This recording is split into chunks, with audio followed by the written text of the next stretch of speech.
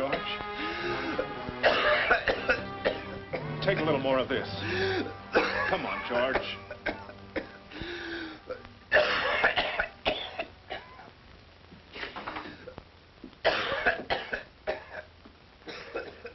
May I use the phone? Go right ahead. How is George? Worse. I'm calling the doctor again, I'm afraid.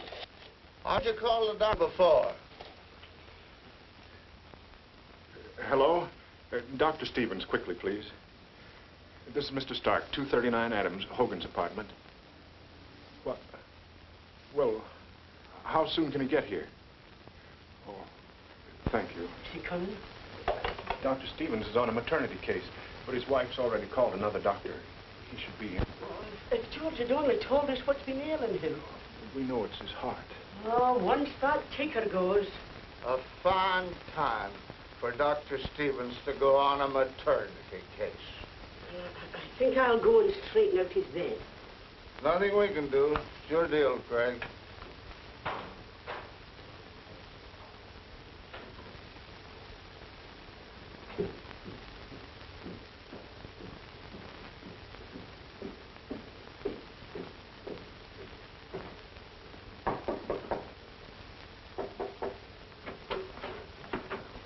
Good evening. I'm Dr. Miles. I was sent by Dr. Stevens. Oh, hurry, Doctor. It's a good thing you're here. The poor thing's been suffering something terrible. This is Dr. Miles. How do you do? Dr. Miles. How do you feel? Where's the pain? He can't speak, sir. He's a mute. Oh, I'm sorry. I didn't know. Please wait outside. Father, forgive me. Forgive me. You spoke. You spoke. His pulse is very low. You spoke to her, Mom? Did I? Why, it's a miracle. I can't believe it. He did speak. He said five. He's been rooming with us for over 10 years, and he always wrote his answers on that little blackboard. And now he talked. Mr. Stark, did you hear? Yes, he spoke, but it was no miracle. It wasn't, I heard him, didn't you, Mom? Clear as day. Father, forgive me, he said. Father, forgive me. George was not a mute. He just didn't speak. For years, he's never uttered a word. Why would a man do such a thing? I don't believe it. A man keeping his mouth shut for years? No, sir. George's story was very strange, almost beyond belief. His real name was not George Turner. It all began in Hungary, many years ago, in the little province of Aradi, not far from Budapest. The Baron of this province owned most of the land there, but when he discovered there was oil on the property, he kept the discovery a secret. And he immediately began to negotiate through various pretenses for the purchase of all the neighboring farms. Good evening, Baron. Good evening, homie. Come over here. Cigarette? No, thank you. Thank you. Well, have a drink. Cognac, champagne. No, I don't drink, Baron. I don't. Well, homie, we have been neighbors for years. But yet, in reality, we are not. But why? This land of yours, homie. Those acres which you rented to these people. I don't want them near me. I hear you are selling the land to them, No, it's a good price they offer me. Homie, look, you have no agreements. Getting rid of them would mean all crops would belong to you. Oh, I'm not a farmer. The crops will be ruined. I'll help you. My men will bring it in. Well, In fact, I might even buy your property if you still want to sell it. Baron, I didn't know. I didn't know you wanted my property. Why, you can have anything you want, anything. Very soon, but now you have to excuse me. My niece is waiting. Darinka! Come in, Darinka, and don't forget what I told you. Oh, no, I won't, Baron. Good evening. Good evening, good evening. And it's about your buying part of my land. I heard you made the same deal with Horney. Yes, I'm acquiring several parcels of land. It has to wait until after election time, you understand. But we come to an agreement. Oh, yes, yes, Baron. The Baron met with no opposition to his deals, except for one. And although Horney wanted to sell his land to the Baron, he had it leased out at the time, and the tenants who'd been there for generations refused to move. Well, a short time later, an incident occurred in this province. A young girl mysteriously disappeared, and not being found, her case was put into the unsolved files. Well, the Baron called up one of his political lackeys, Budapest. And acting on the Baron's orders, this lackey took over and went to the local authorities. Yes, sir? State Attorney Stark? No. Mr. Stark isn't here just now. I'm his assistant. What can I do for you? How do you do? I'm Kuleman Balog, Special Investigator of Budapest. Here are my credentials. Oh, pleased to meet you. My name is Erno Miller. But our office has already made a report of the missing Anna Tomashi. That's exactly why I am here. You see, my very good friend Baron Araday has taken a personal interest in the question of why you gentlemen have been unable to find the murderer of this girl. You see, she happened to have been a maid for one of the Baron's neighbors. Murderer? But my superior, Mr. Of Stark... course, the Baron has told me enough to give me the information that this girl simply could not have vanished into thin air just like that. Well, you may have something there, Mr. Balog. Of course, I realize that you gentlemen from the provinces have a limited knowledge of criminal investigation. Mr. Balog, this is confidential. You see, I'm sort of handicapped by my superior's policies. He's a stickler. Facts, rules, abstract justice. But now that you're here, I'm sure I can be of great service to you. And will you please tell Baron Araday I am at his disposal? Splendid. We hope to call on your services. Now, I shall get a room at the inn. I want you to prepare an office for me. And please tell Mr. Stark that I have taken entire charge of the investigation. Balog's first orders were to arrest Horney's tenants. I want you to sign this confession right now. But, sir, there is nothing I could possibly confess. I haven't done a thing, not a thing. None of you has anything to confess. You all lie right into my face. You killed Anna Tomashi. Put them in chains, lock them up. But listen, just another word. Listen. Order. No one is allowed... At last, the trial against the tenants began. This case was brought to the attention of a brilliant lawyer and humanitarian who offered to defend the accused. This is the press, Mr. Nemes. Yes. All right, Mrs. Schwartz. Sneak in. But you must leave as soon as the judges come in.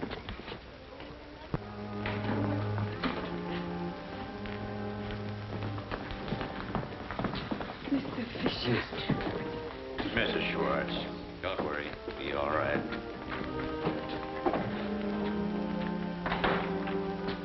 Sharp.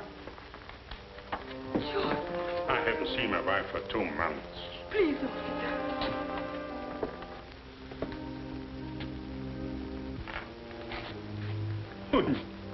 Papa. Samuel. My boy. Now you must go. Everybody rise.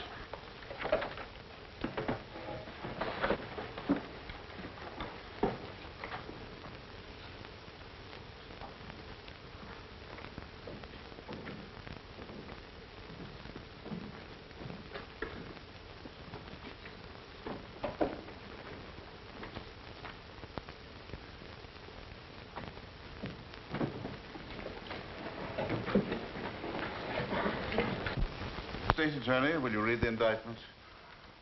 Members of the Royal Court, on August 3rd, 14-year-old Anna Tomashi disappeared mysteriously. She was last seen when she called at Joseph Schwartz' barn. Mr. Kuleman Balog, assigned to this case as special investigator, discovered that the missing girl was present during a violent argument between Farmer Schwartz and his landlord, Mr. Horney. The argument between these two men climaxed with Schwartz's attempt upon the life of Mr. Horney. The contention of the state is that Anna was done away with because she was a potential witness against Schwartz, as well as against the other accused who were on the scene and thereby involved. The indictment charges the defendants with the murder of Anna Tomashi. Thank you, Mr. State Attorney. Your Honor, gentlemen, I move for an immediate dismissal. There's no sound basis for this case. There's not the slightest evidence. The defendants even saw the missing girl on the day of her disappearance. The prosecution cannot produce the body of the allegedly murdered girl. Who knows but what at this very moment she may be living peacefully, perhaps romantically, a few miles from here. Mr. Nemes, you come from Budapest, huh? Yes, why? One can easily see that you live in the sophisticated atmosphere of a big city and do not know the pure nature of a country girl. Baron Araday, I'm sure no one will dispute the fact that you are an authority on virtue. Order, gentlemen. Will the court please call the witnesses? Gustav Horney. Gustav Horney, 51, landowner. Mr. Horney, tell us what happened on the evening you called at Mr. Schwartz's house. Well, you see, my wife, she didn't want me to lease our land out any longer, and so Mr. Horney. How long has Schwartz been on your land? I only see his father leased the land to my father. That must have been about 45 years ago. Mr. Horney, tell us what happened the evening you called at Mr. Schwartz's house. Well, you see, my wife, she told me to go and see Schwartz and tell him about our decision. And later, she talked to the other tenants. Well, Schwartz isn't very easy to handle, you know. But I went just the same. Have you had any previous clashes with Schwartz? No. I always kept out of his way. Well, that night I found Schwartz in his barn. When I told him he had to leave, he went for my throat. He almost killed me. That is not true! It is. Why, he was choking me. He almost killed me. You told me to pack and leave at the end of the month, just before harvest. I have to take care of my family during the winter. Quiet. Schwartz was provoked, Your Honor, understandably so. But where is the proof that he wanted to kill Horney? I picked up a pitchfork, and he said, "I see you dead before I leave this land." Why, my wife would be a widow if it wasn't for poor Anna. Why? She just came in then. That's why. He happened to look up, and that gave me a chance to dodge and run out the barn. I ran for my way. As I whipped up my horses, I heard a scream from the barn. When I finally got home, all in cold sweat and all a tremble, I told my wife that Schwartz almost killed me, and that Anna had seen it. She said, "Anna is your witness. When she gets home, take her to the police with you." What happened then? Well, Anna didn't get home. So we began to worry. Then we put two and two together. And then we began to suspect what actually happened to poor Anna. Your Honor, the defense insists the missing girl never came to the barn. Is there anything else you can tell us about this case? Well, that's all, Your Honor. You may go. Thank you. If I may, Mr. State Attorney. Certainly. It's quite clear, Your Honor, that a meeting of the defendants took place in the home of Schwartz, where it was decided to use violence on the landlord so they could stay on the land. Gathering is quite harmless, Your Honor. The question remains, was Anna Tamashi really present at the scene? Can there be any doubt? The testimony of the landlord can hardly be considered reliable when he had such a stake in getting rid of his tenants. Call your next witness. Mrs. Giuliani. Good morning. Good morning.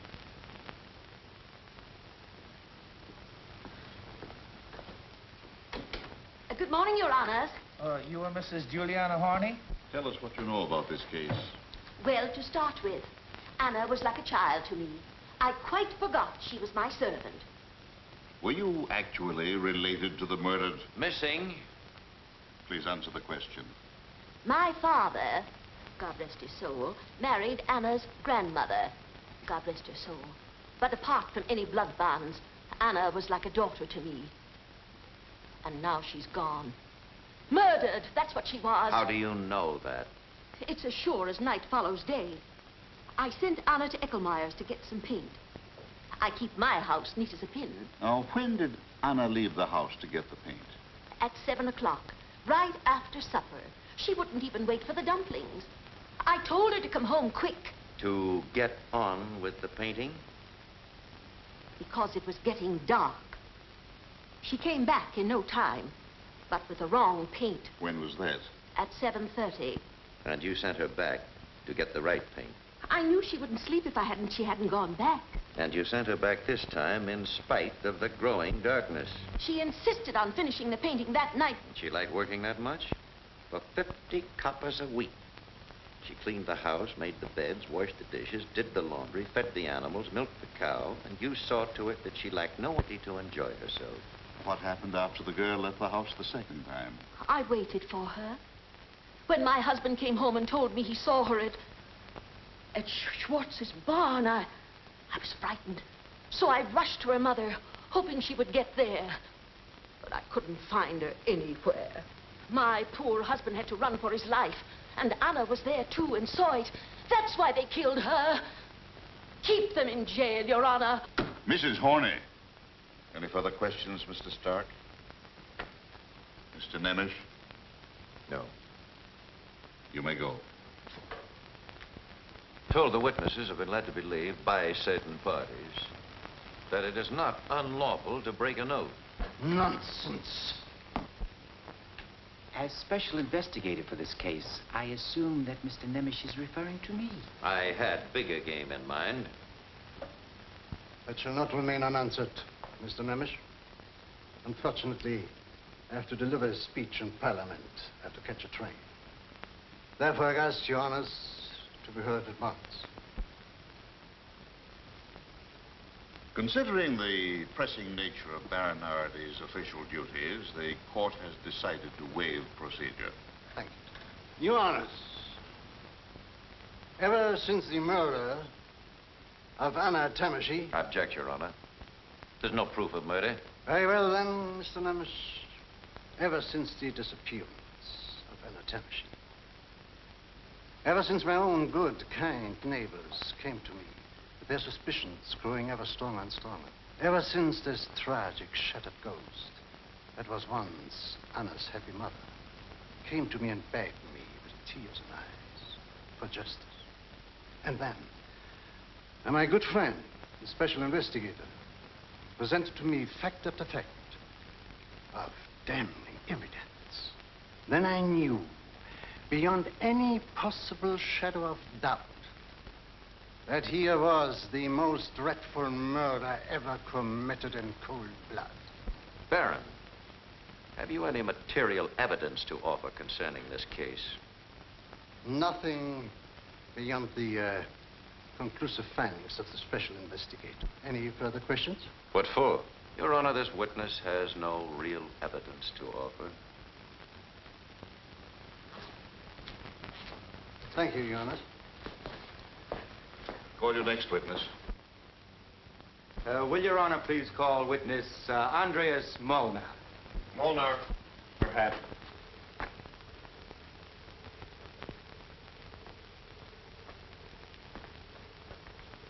Andreas Molnar, age 52, labor on Baron Arady's estate. May I, Your Honor? Proceed, Mr. Investigator. Molnar, you had an unusual experience the night that Anna disappeared. Yes. Tell us in detail what you saw. I saw Anna dead with a big cut in her throat, right across here. Tell me, what exactly did you see? Those 5 men were digging. Digging? Where was this? In the backyard of Schwartz's house. I knew what they were digging from what I heard at the inn. What did you hear at the inn? What everybody else did. Mr. Horney come in and said, I bet my last copper those 5 men killed Anna in Schwartz's barn because she was a witness for me. And that makes you sure they were digging a grave for Anna? Yes. Didn't the prosecution investigate Molnar's story and dig up the body? Naturally, we investigated Molnar's story and we found evidence of freshly dug earth behind the barn. But the defendants must have gotten wind that we were on their trail, so they dug up the body and buried it elsewhere. You admit you let these defendants get the best of you? Why, Mr. Bellow? Any further questions? No, Your Honor. Witness dismissed. Your Honor, I request that the missing girl's mother be called, Mrs. Maria Tamashie. Maria Tamashie.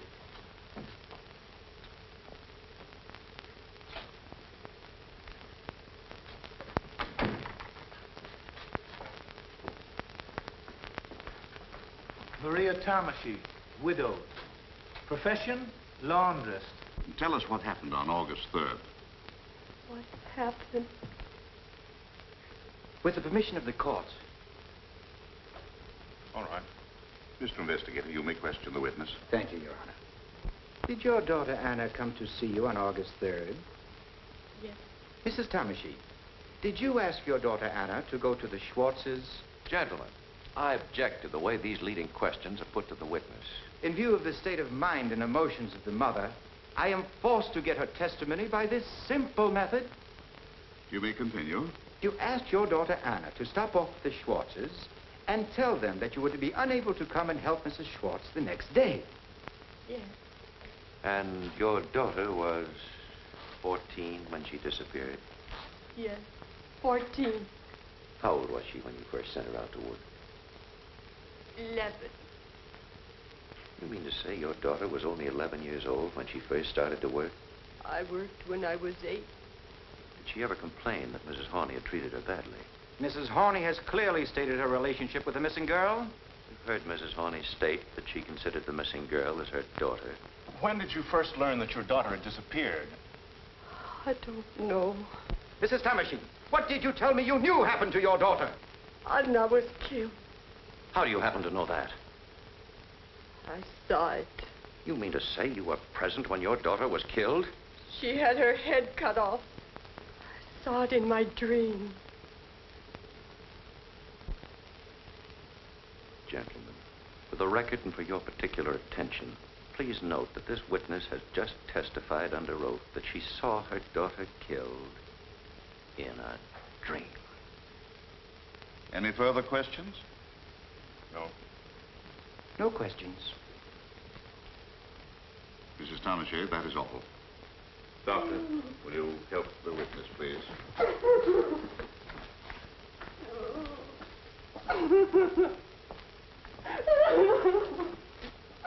Call your next witness. Clara Thomasy.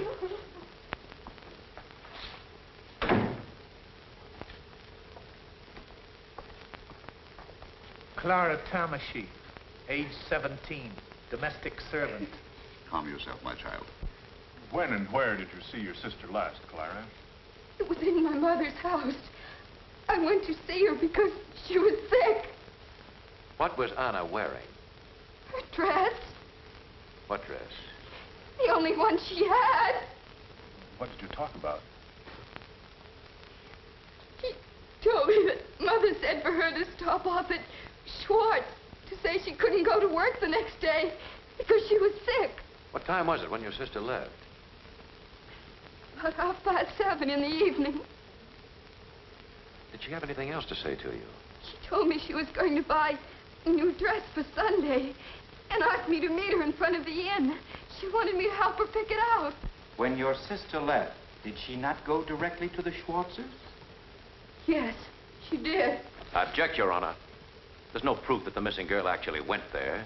Mr. Horney has testified that he has seen Anna at the Schwartzes. Her mother has stated that she sent her there, and this witness has verified that. How much proof does the defense require?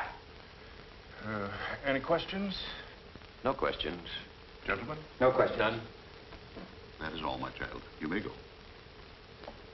Call your next witness. Margaret Darosh.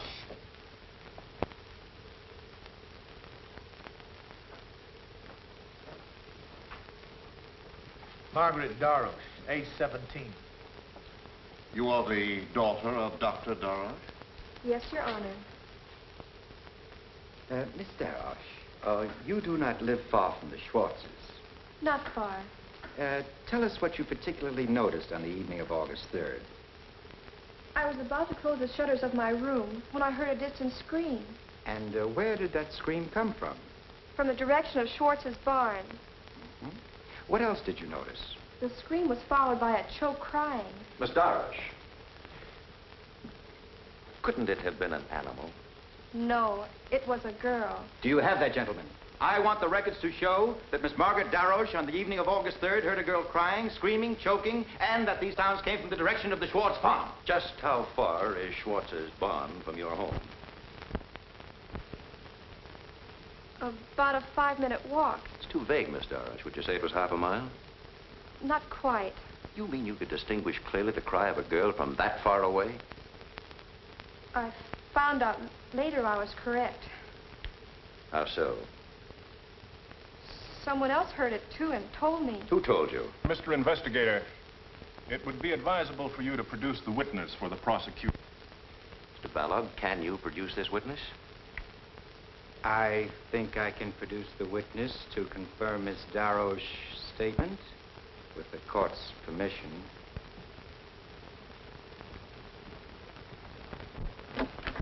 Is young Samuel Schwartz out here? Me?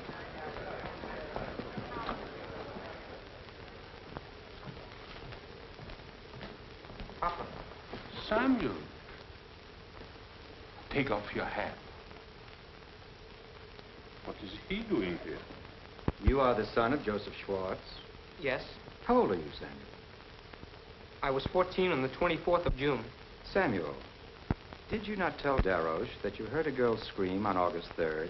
No. No, I didn't. Is that your answer? Remember, you want the truth. I object, Your Honor. This boy has been questioned time and time again. His various testimonies are in the record. Very well, then. Miss Daroche, according to this young man's testimony, it is you who have lied. You're under oath and can be punished. Miss Margaret never lies. All I told her was that I saw Anna in the barn. Samuel, they're using this girl to trap you. Don't lie. My son is not lying. It's true. Anna did come to the barn while the landlord was there. Joseph! What are you saying? You never told us that. Why did you conceal that from your attorneys? Schwartz, did you commit this crime? I haven't committed any crime. As for the others, they didn't even see the girl. Here it is. This man has as good as confessed, but he is trying to cover up for the others. Schwartz, tell me here and now, why did you conceal the fact that Anna did come to the barn? I took one look at my sick wife, and I was afraid to see it. Samuel, we now know that Anna was in the barn. Now, why not admit that you actually heard the girl scream, as Miss Daroche said? But I didn't hear it. If you did, I don't ever want to see you again. Well, Mr. Balog, you can't sway this boy to lie in spite of the pressure that's been brought to bear on him. His adolescence, and all your charms, Miss Daroche. Gentlemen.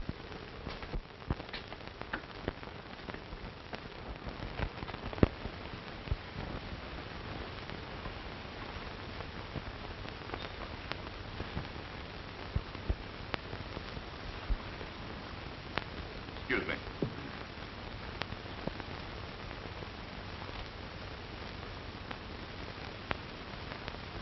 Gentlemen, this police sergeant reports the finding of a female corpse in the river, which may well have some connection with this case.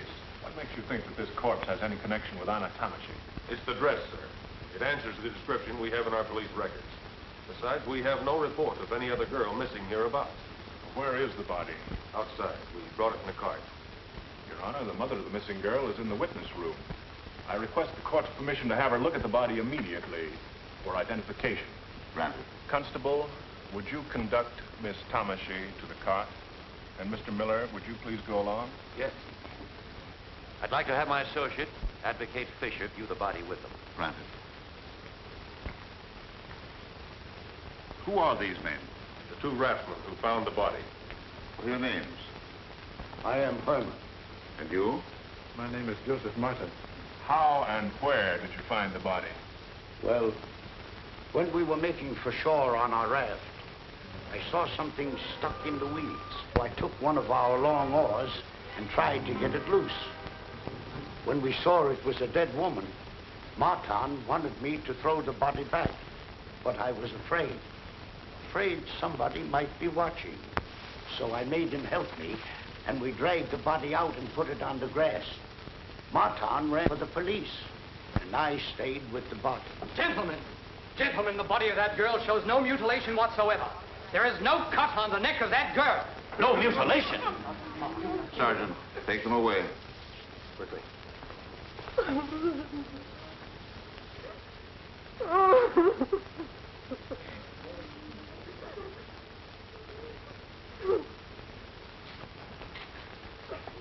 Mrs. Tamashi, was that your daughter? Yes. My poor Anna, my child. It's her dress. It's her dress. Your Honor, the mother has positively identified the body as that of her missing daughter, Anna. It's been put on record that the murdered girl was killed with a cut across the throat. Precisely. Therefore, gentlemen, this cannot possibly be the corpse of the girl we are looking for. Isn't it possible, Mr. Balog, that your witness, Molnar, has lied? Your Honor, this mother's positive identification speaks for itself. Your Honor, Mrs. Tamashi is obviously demented. My superior, Mr. Sark, has formed his own conclusion. The state could not accept her identification as positive. She's not of sound mind.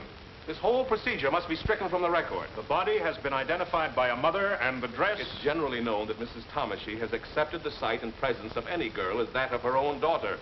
It's understandable what she would have said when she saw the body of a girl clad in a dress like the one her murdered daughter wore. Gentlemen of the prosecution, is this another maneuver of yours to further persecute these innocent men? I move that we recess immediately. The investigation will discredit any and all... The charge of murder against these defendants has collapsed like a brick balloon. I move that we absolve these men of the charges as they appear in the indictment. Surely more concrete evidence, more positive assurance to satisfy our courts are in order. Excuse me, gentlemen.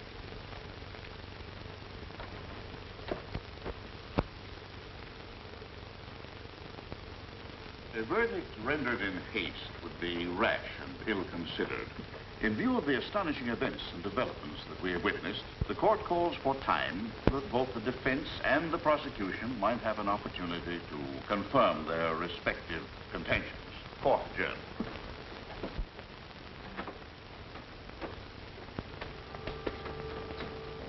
My sympathies and convictions with Nemish and the defense. Your members of the Royal Court, as this trial resumes, I find it necessary to tender my resignation with profound regret and with the most vigorous protest against what has become a travesty of justice. But one thing, I will use all of my influence to prevent any further use of your service in public office. Baron Araday, I knew that you would say just that. I realize that my resignation will be hoped by him and his party. However, let me hasten to add, were it not for the legal impossibilities which bar me, I would be seated at that table with the defense. Mr. Stark, this is very irregular. Your resignation will have to be reported to the Ministry of Justice. I submit that you do so without delay. Mr. Miller, will you assume the duties of the prosecution? Yes, thank you, Your Honor. Mr. Stark, you have my deepest respect. God be with you. Good luck, Mr. Nemish.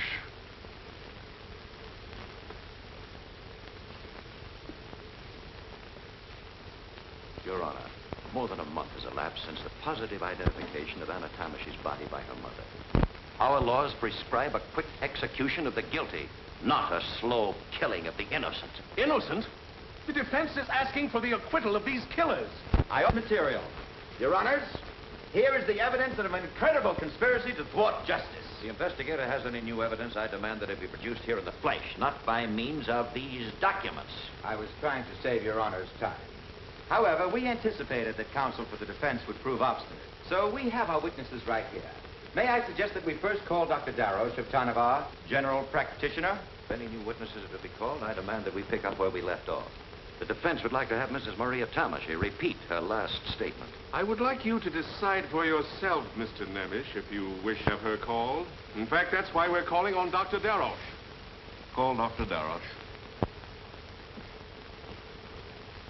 Good afternoon, Your Honors. Dr. Darroch, you are the only resident physician of Tanavar, and I assume your practice embraces the entire community? It does. Tell us what happened to Mrs. Tomashy. She is suffering from delusions and is thoroughly incompetent. She is now confined to a mental institution, which I recommended. Just when did you find her to be mentally ill? Since the very day her daughter It's obvious, Your Honor, only too obvious. But this woman was declared to be insane the moment she made the most damaging statement to the prosecution, when she identified the body as that of her missing daughter. No one could identify that body. It had been decomposed. It must have been in the water at least 6 or 7 months. Not only did the mother identify her daughter, but the dress of Anna as well. Oh, yes, the dress. I am prepared for that, too. But now, can anyone doubt the integrity of our esteemed physician? Just how does the doctor justify his opinion? I wish to add that Anna was only 14 years old, while the body was unquestionably that of a girl 18 years old. There are certain anatomical facts that do not melt away in water, Mr. Nemish. With all due respect for Dr. Darroch as a general practitioner, I question whether he's qualified to voice such a definite opinion. May I call county physician Dr. Georges Samash for corroboration? Dr. Samash. Good afternoon, Your Honor. Dr. Darroch? Dr. Samash, your colleague has stated that the corpse which was found in the Tarnavar River was not that of Anna Tomashy. Do you share his opinion? I do. Doctor, did you know the missing anatomy? Not personally. You never saw her, and yet you say this body cannot be hers. I know my medicine as well as you know your law. There is no question that the dead girl had ever done any hard physical work. Furthermore, I should judge the corpse to be that of a woman in her 20s, fully matured. Your colleague has just told us the body was that of an 18-year-old girl. If my colleague estimates 20 years, I naturally bow to his superior knowledge. When a corpse has been in the water for 3 or 4 months, it's really quite difficult to establish the exact age. The anatomical... Gentlemen don't agree here either. I want to emphasize that Dr. Samosh has stated that the body was that of a person belonging to the better classes, and that, in his opinion, the body was also that of a mature woman. Pick the best from each witness and discard the contradictions. A very convenient method. Differences? How can a mother's sure knowledge be dismissed by any professional assumption? Any further questions? No, no questions. Thank you, gentlemen. Now I see what has taken place during this adjournment.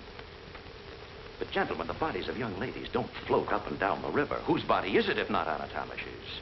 Does it not occur to Mr. Nemish that the body might have been stolen by an accomplice from the morgue in Budapest or from the cemetery? Baron Araday.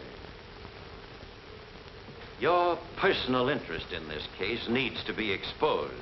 Gentlemen. You'll hear the rest of it, Baron. I don't put up with slander. Whatever these people have accumulated, whatever seeds they've sown by their sweat and labor will be picked up for a song. What loot? Hireling for these murderers. On the record, my colleague, Mr. Carl Nemish, has volunteered his services in this case without any compensation whatsoever. Order, gentlemen. This is not getting us anywhere. I restrain you from any further disturbance of this sort. Mr. Miller, will you continue? I propose, Your Honor, that the state be allowed to call the rest of the witnesses. Granted. Constable, call Rassman, Herman, and Martin.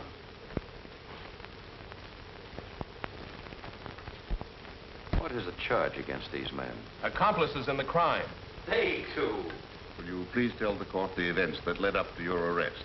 I confess to the investigator. You want your confession to be read? Yes. One evening, during the middle of June of this year, I don't remember the date exactly, a woman dressed in brown and carrying a small parcel under her arm offered to give us 100 gulden if we would carry out her instructions.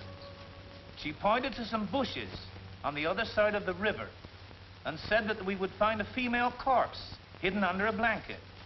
In the parcel were some torn clothes, which we were to put on the girl.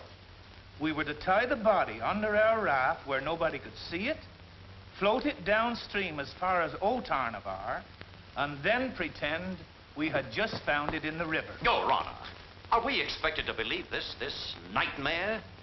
This work of fiction? Just who is this woman in brown? What's her name? You took the clothes from the woman in brown and dressed the strange corpse, and then went to the place she told you to and acted as if you just found the body? The defense wants proof. Can you produce this witness, Mr. Balog? No, unfortunately, we have been unable to produce the woman in brown. Apparently she's the only one you've overlooked. Your Honor, have I your permission to examine those records? Thank you. Herman, just how often did Mr. Balog cross-examine you during your imprisonment? Answer the question. I don't remember. Once a week? Every day? Sunday, too? Did he wake you up at night? To drag these lines out of you, he... I protest against this continuous attack on an official carrying out his duty. Baron Araday, please. Has the counsel for the defense any proof that these confessions were obtained from the witnesses by force? Unfortunately, no, Your Honor. Until this woman can be produced here in court, I demand in the interest of justice that this case be adjourned. I cannot favor any further loss of time in this trial. Will the investigator use every means in his power to bring this woman into court? Certainly, Your Honor. The court will proceed with the evidence. Any further questions? No questions. No questions. Take them away.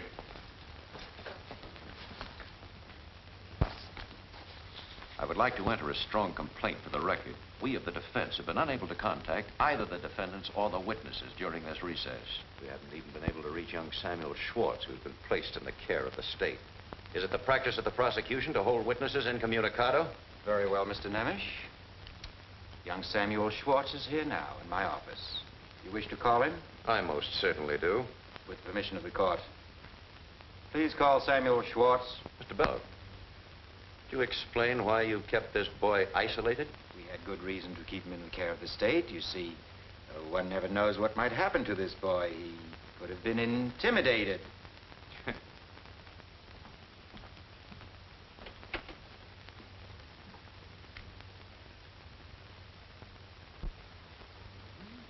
Look at my boy. Your Honor, Samuel Schwartz is here in the capacity of a witness for the state. The court must warn Samuel that the law cannot force him to testify against his father. Oh, there's no need for that, Your Honor. You have before you his sworn statement, which the prosecution would like to have read. Mr. Investigator, will you read this statement, please? This is the sworn statement of Samuel Schwartz as given to me, and I quote, "On the evening of August 3rd, just before 8 o'clock, I saw Anna Tomashi enter my father's barn. Our landlord, Mr. Horney, and my father had a heated argument. My father ran after him with a pitchfork. I heard Anna's voice saying, 'Schwartz will kill him. Call the police.' Then I heard a commotion. I looked through the keyhole. There was only one lantern lit inside the barn, so I could not distinguish who said, 'She's a witness for the landlord. We will all be in trouble.' I could see another one take this sickle. He cornered Anna and cut her throat, and I saw the blood flow down her neck. She was dead." Son, did you say that? Samuel, you will repeat here now. Papa wasn't there when the girl was killed. That is correct. You testified that your father was outside chasing Mr. Horney while the others committed the murder. Your Honor, I will prepare a motion to remove Schwartz's name from the indictment for murder. However, we will detain him temporarily for complicity in the crime. The court's permission, I'd like to question the witness. Granted.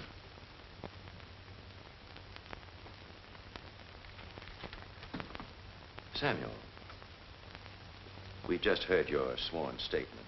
First, let me say you look quite different now. You're not the same boy who was here before. You've changed. Tell me, Samuel, just what has been done to you? How did this all come about? I object. You object to my questioning the witness? Now, Samuel, isn't it true that you were a guest at the Baron's castle? You and Miss Darash were escorted there by Mr. Ballard? Nothing wrong with being nice to a poor boy. As you left there, was in these fine new clothes you're wearing now? I didn't get them there. The tailor came to me. And the barber, too. And weren't you taken for a jaunt to Budapest in the Baron's carriage? Didn't a young lady accompany you, Miss Margaret Darash? The defense seems to have a great deal of information, although it claims to have been denied access to this young man. This is one time the defense has taken the liberty of putting two and two together. And as for this record, there it is, gentlemen, just a blank piece of paper. You thought it was clever by such a compromise. To say the father was out chasing the landlord at the actual time the killing took place. That, gentleman, is a dead giveaway, a bad piece of construction. Your assumptions are insulting and unfounded, Mr. Nemish. They are another attack on the state's integrity. Your Honor, I request the court's permission for this father to speak to his own son. Thank you, Your Honor. Samuel, go to your father. The others couldn't have killed Anna. The only one who saw the girl was I, so if you say a murder was committed in our barn, you are only accusing your father. But, Papa, you didn't kill her. Of course I didn't. And neither did they. Look at your father. See, I haven't told the truth.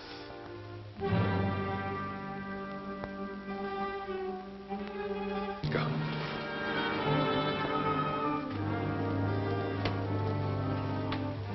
He couldn't have changed that way by himself. You have done this to him. You have made him a rotten traitor, a dreadful sinner.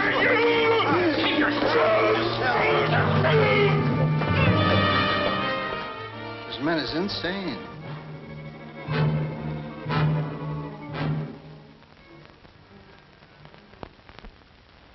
Oh, Constable, will you take this boy back to my office, please?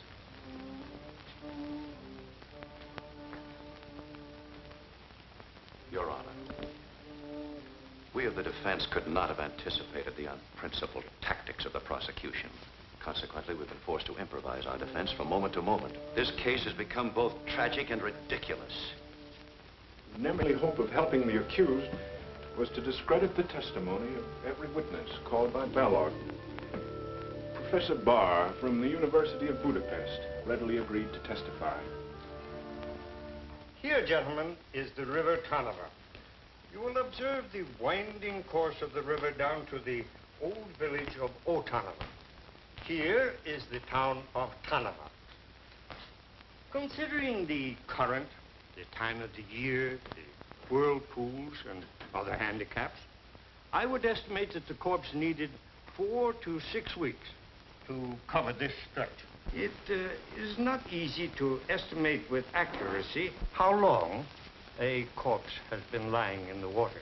However, I can assert with authority that it could not have been less than 4 weeks, nor more than 6 weeks. Dr. Darosh estimates the body was in the water 6 or 7 months, while Dr. Samosh asserts it was only 3 or 4 months. Dr. Samosh attended my lectures for years, but I cannot guarantee that he absorbed them. As for Dr. Darosh, he is unknown to me. You gentlemen agree with the professor? No, I do not. No. The discrepancy is rather large. Then in your opinion, Professor, these two experts are both mistaken. There is no doubt. You may laugh, gentlemen, but that does not conceal your professional blunders.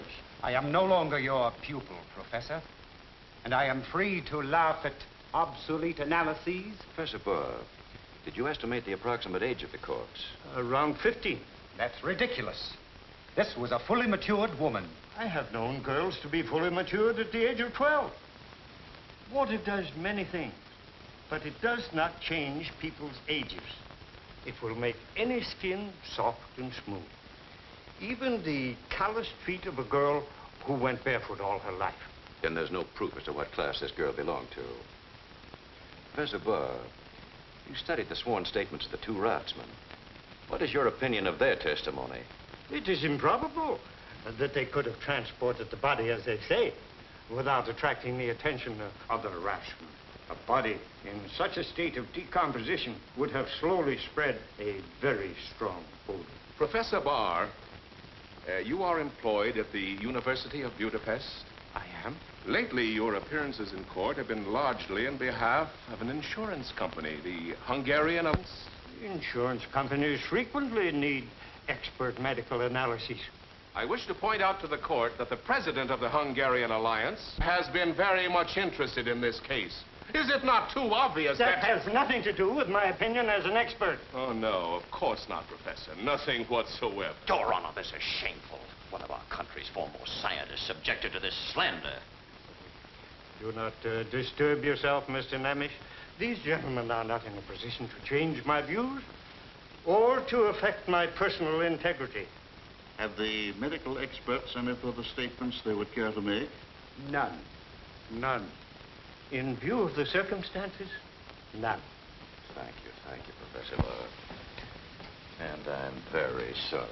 Your Honors, these contradictions mean nothing.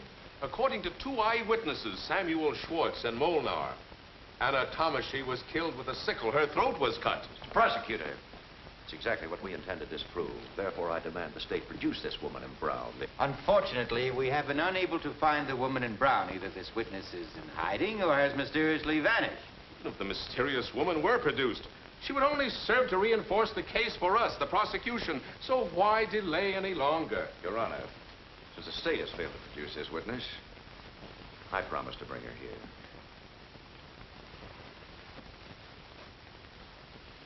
The defense has promised to produce a witness who could not be found by the state. This is another forgery in the network of lies which has been exhibited. A most ingenious house of cards, topped by that decked out in Anna's clothes. and the so-called medical expert coming down from the capital city, trying to throw the dust of his pretended learning in your eyes. While on the other hand, the state has offered many witnesses to testify in an unpretentious way, as simple, well-meaning people do. Mr. Prosecutor, I must interrupt, and I request the court's attention. We have here a new witness who awaits immediate examination. You are too late, Mr. Nemish. This case is not closed, Mr. Prosecutor. Your Honor, it's important this woman be heard at once. I insist that... You insist? I shall be forced to resign, Your Honor, together with my colleague with the defense at this last hour if our motion is rejected. Let them resign. The court does not wish to deprive the defendants of the benefit of counsel. Bring the witness in, Mr. Fisher.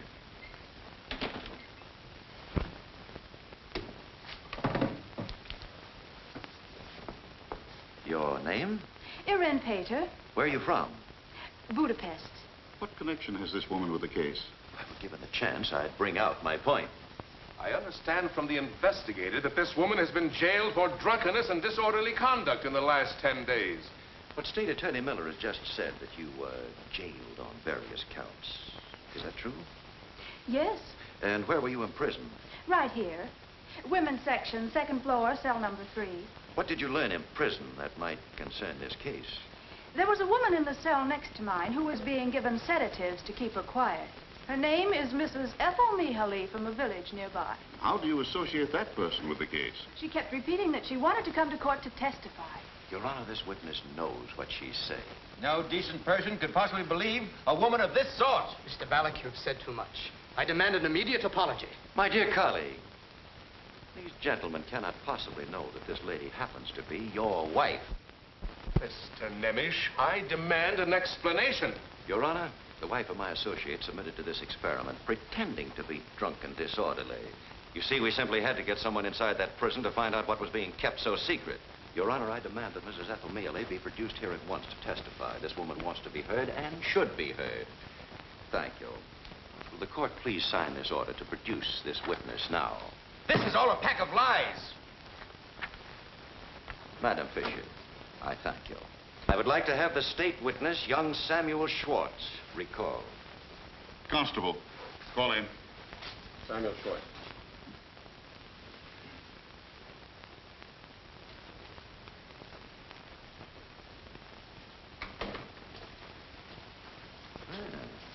Samuel, on December 5th, you described in detail the actual murder of Anna Tamashi. I want to ask you just one question, and I don't want anyone to answer it for you. Just how did you see the actual killing of Anna? I saw it through the keyhole. Thank you, Samuel. That will be all. You may go now. Your Honor, you've heard the witness repeat that he witnessed the crime through a keyhole in the barn door. Gentlemen, there's only one door in that barn, and there's nothing in that door that faintly resembles a keyhole. That's a lie. Mr. Schwartz, you've stated you built that barn yourself. Was there a keyhole in that door? No. There was no keyhole. Your Honor, we now have proof that young Samuel Schwartz has been lying. Come here, Mrs. Mihaly. Step right up. Gentlemen, please note the brown dress. Mrs. Mihaly, where are you from? Otanavar. And when were you arrested? On December 8th. What has this to do with the case? Please don't be cross with me, mister. They all shouted at me. But it was Dr. Barroza who first told me the story. What story? They were looking for a woman in this dress from Otanavar. A woman who had given a package to 2 raftsmen. The doctor told me to keep my brown dress on and to report to the investigator. When I came, he told me I had no business coming to him without a summons, and that man arrested me. That's a lie. Mrs. Mihaly, did you know the 2 raftsmen, Herman and Martin? Yes. And did you give them 100 gulden? When did I ever have 100 gulden? Did you give these 2 men a package containing a woman's clothes? A woman's clothes? Oh, no. They give me their clothes to mend for a few coppers every time they go up the river. Then I meet them on the shore on their way back. Exactly what did you give them last time? A jacket, and 2 shirts. Then it's not true you gave them a package containing anything belonging to the missing Anna Tamashi. No. Gentlemen, the woman in brown has just testified that she did not give any of Anna's clothes to the 2 raftsmen. Thank you, Mrs. Mihaly. You are no longer in custody. You are free to go anytime you choose. Constable? I shall forgo the pleasure of discrediting your 2 raftsmen and bringing to light the methods used by the state to procure all their testimonies. Let me recall the absurd testimony of the grieving mother, who dreamed she saw her daughter slaughtered by these defendants. That dream, gentlemen, we've discovered was inspired by a gypsy woman to read the cards for this poor woman and make her believe the preposterous story which ignited the entire case against these defendants. And when she testified against you, you took this simple, gullible woman, declared her to be incompetent, insane. My mother isn't crazy. She'll die. It will be my fault, too. Why? Why will it be your fault? I could have saved Anna. I saw her a second time that night. I met her in front of the inn. She came running along the street. She was crying and sobbing. Why was she crying? Why?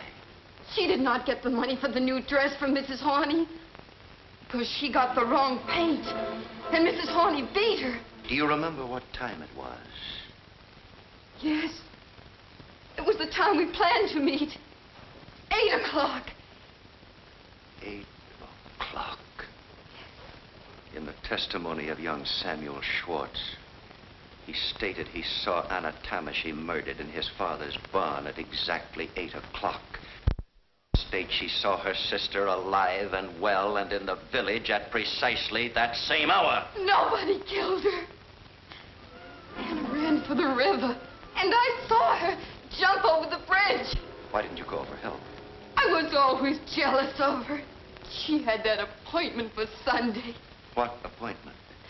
I can't tell, but she wanted that dress to look more beautiful. You must tell us, my dear. You must. I can't. I can't. Did someone warn you not to tell us? Who warned you not to tell us?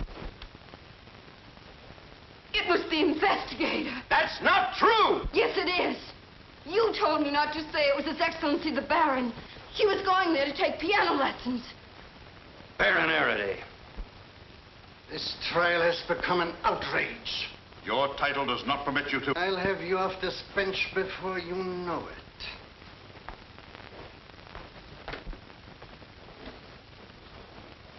You 2 gentlemen stay here. Thank you, my dear. You may go. Mr. Nemish, do you wish to sum up for the defense? Yes, thank you. There are people living among us today who seem to belong in the Dark Ages. Men whose ambition to rise in the world is so great they'll shirk at nothing. They'll forge testimonies, torture witnesses to perjury. They'll connive, lie, practice deceit even in its foulest form. Here the greatest sin of all was committed. The youth of 14 who falsely accused his own people of a gruesome murder and gave it every appearance of truth. A bewildered child betrayed into thinking he was saving his father. This trial began against 5 innocent men. It should end with the arrest of those who hatched this plot. I shall not ask the court for the acquittal of these defendants, for to do so would be to insult your honors. But gentlemen, this much I must say. Nothing you can do for them now would compensate or console them for the miseries and horrors they've been subjected to. That is all.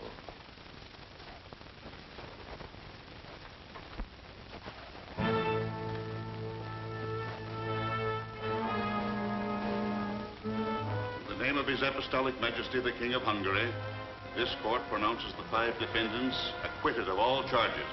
The case against them dismissed. They're free to leave at any time. Court adjourned.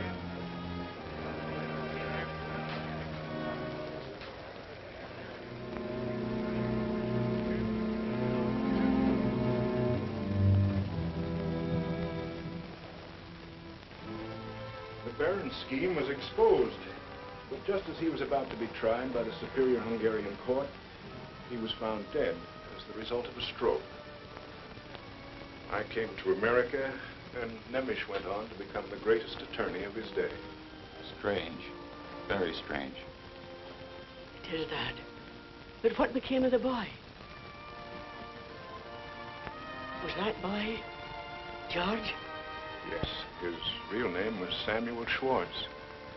He repented for his lie so deeply that he never spoke a word since the last day of that trial. Until this, his dying day.